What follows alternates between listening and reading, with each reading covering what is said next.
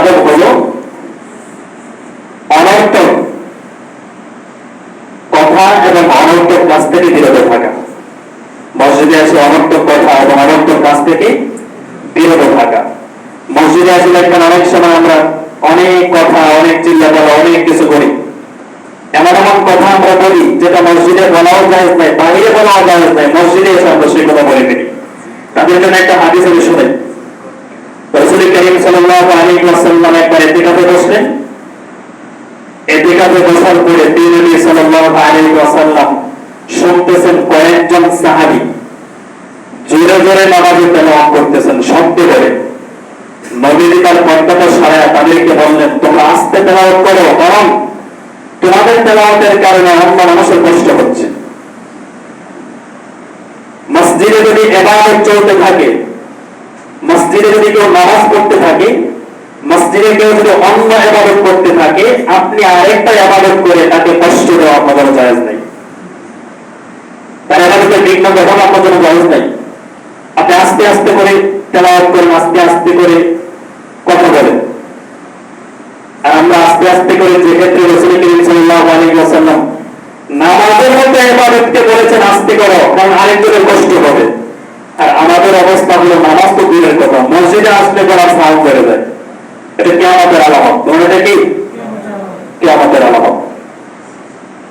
আল্লাহ রাসূল সাল্লাল্লাহু আলাইহি ওয়াসাল্লাম খলিফাতুল মুসলিমিন হযরত ওমর রাদিয়াল্লাহু তাআলা আনহু নবীর জীবন দশায়, নবী দুনিয়াতে আছেন এমন অবস্থায় আল্লাহর নবীর সাহাবী হযরত উসাইদ রাদিয়াল্লাহু তাআলা আনহু তিনি বলেন, আমি একবার মসজিদে বসা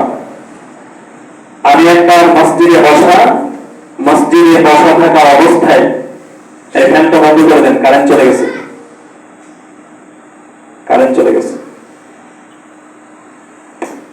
রাসূল করিম সাল্লাল্লাহু আলাইহি ওয়াসাল্লাম বলেন, হযরত উসাইদ রাদিয়াল্লাহু তাআলা আনহু বলেন, আমি একটা মসজিদে বসা থাকা অবস্থায় হঠাৎ করে আমি লক্ষ্য করলাম কে যেন আমার দিকে একটা খেজুরের আটি, কিসের আটি?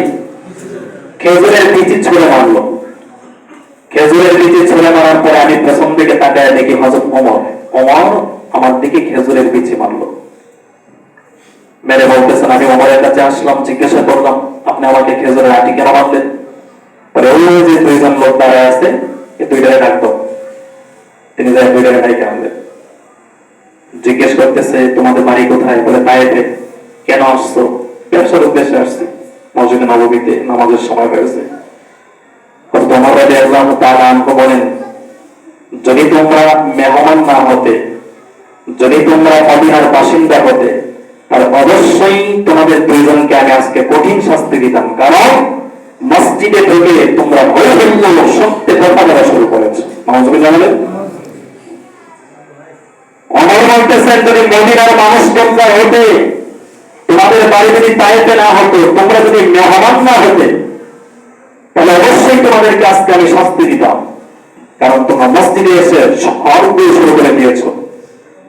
এজন্য প্রিয় ভাই আমার, মসজিদের 11 নম্বর আদব হচ্ছে শোরগোল না করা,